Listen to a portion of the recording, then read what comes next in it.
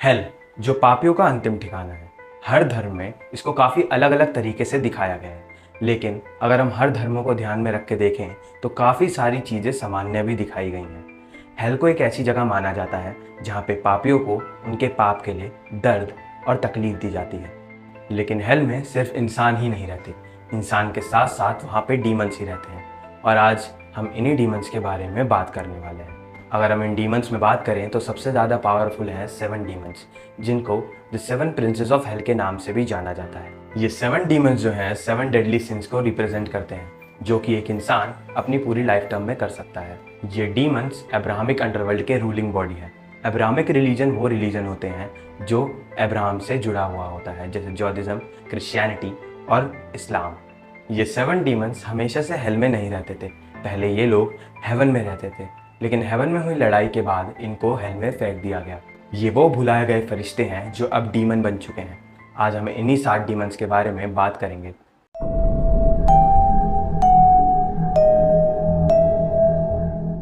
सबसे पहले आता है लूसीफर। लूसीफर को प्राइड यानी घमंड का प्रिंस भी माना जाता है। लूसीफर को मॉर्निंग स्टार भी बोला जाता है और ये अपनी ईगो की वजह से एक एंजल से डीमन बन गया। कहते हैं इसने गॉड के अगेंस्ट विरोध किया था क्योंकि इसे लगता था ये गॉड से बेटर है, जिसके की कारण वो हेल का मेजर रूलर और प्रिंस ऑफ प्राइड भी बन गया।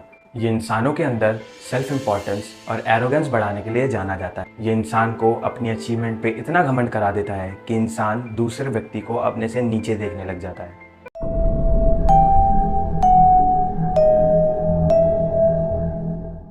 अगला है मैमोन, जो कि ग्रीड यानी लोभ लालच को रिप्रेजेंट करता है।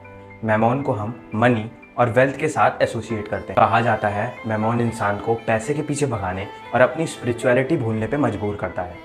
ये इंसानों के अंदर ऐसी पैसे की भूख जगाता है जो चाह के भी कभी खत्म नहीं होती। कहा जाता है कई सारे रिलीजन में मैमोन को एज अ भगवान भी पूजा जाता है, जो लोगों को प्रॉस्पेरिटी और वेल्थ प्रदान करता है। लेकिन ये वेल्थ अक्सर टेम्परेरी होती है और इंसान का लालच और ज़्यादा बढ़ा देती है।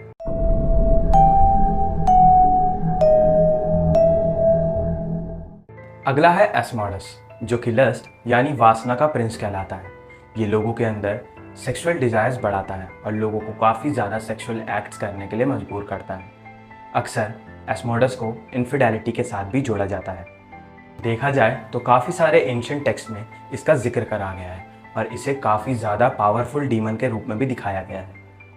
ये इंसान को अपनी मॉरल बाउंड्रीज तोड़ के सेक्सुअल एक्ट्स करने की डिजायर्स देता है, जिससे कि इंसान अंदर ही अंदर पूरा बर्बाद हो जाता है। और कहते हैं कि इस डीमन को अडल्ट्री और इनफिडेलिटी के साथ भी जोड़ा जाता है।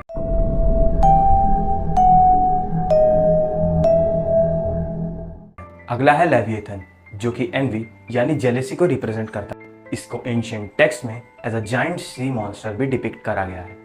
ये अक्सर लोगों के अंदर कंपैरिजन की भावना ट्रिगर करता है, जो कि लोगों के संबंध तोड़ने में काफ़ी ज़्यादा सफिशिएंट रहती है।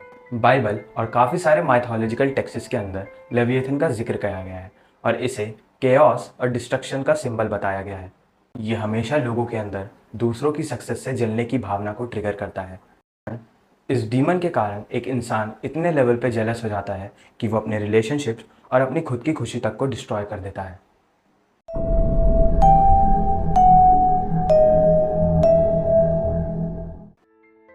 अगला है बेल्ज़ेबब, जो कि ग्लूटोनी यानी कि ओवर कंजम्पशन का प्रिंस है। इसे प्रिंस ऑफ फ्लाइज भी कहा जाता है।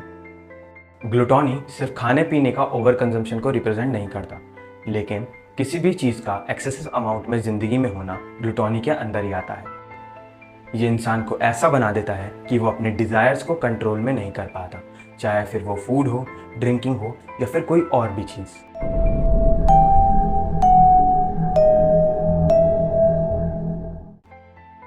अगला प्रिंस है सेटन, जो कि रैथ यानी कि क्रोध का प्रिंस माना जाता है। सेटन को हम में से काफ़ी सारे लोग ऑलरेडी जानते हैं क्योंकि ये डेविल का दूसरा नाम है। सेटन इंसान के मन में एंगर और रिवेंजफुल फीलिंग्स को बढ़ा देता है। सेटन को वॉयलेंस का मेन सोर्स माना जाता है और ये काफ़ी ज़्यादा डिस्ट्रक्शन करता है। ये हेट्रेड की इस सीमा तक उतर जाता है कि ये दूसरों क्या अपने खुद तक के नुकसान को नहीं देखता। इसके लिए सिर्फ एक चीज़ मायने रखती है कि कैसे तुम किसी का बुरा कर सकते हो।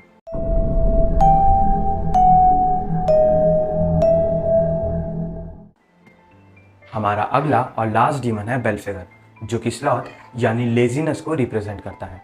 ये एक इंसान के अंदर की एम्बिशंस और गोल से उसको डिस्ट्रैक्ट करता है।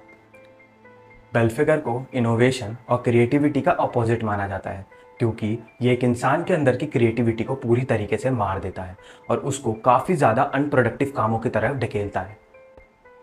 ये डीमन इंसान को काम से बचना और अपनी रिस्पॉन्सिबिलिटीज़ को इग्नोर करने पे मजबूर करता है, जो कि एक इंसान के ग्रोथ में काफ़ी ज़्यादा बड़ी रुकावट बन जाती है। तो ये थे हमारे 7 प्रिंसेस ऑफ हेल, जो कि 7 डेडली सिंस को रिप्रेजेंट करते हैं। तो अगर तुम्हें ये वीडियो पसंद आई और किसी भी तरीके से इन्फॉर्मेटिव लगी तो इस वीडियो को लाइक करना और कमेंट में अपने जेन्युइन फीडबैक देना। और अगर तुम ऐसे ही इन्फॉर्मेटिव वीडियो आगे भी देखना चाहते हो तो प्लीज़ चैनल को सब्सक्राइब करना। मिलता हूँ मैं तुमसे अपनी अगली वीडियो में, तब तक के लिए बाय।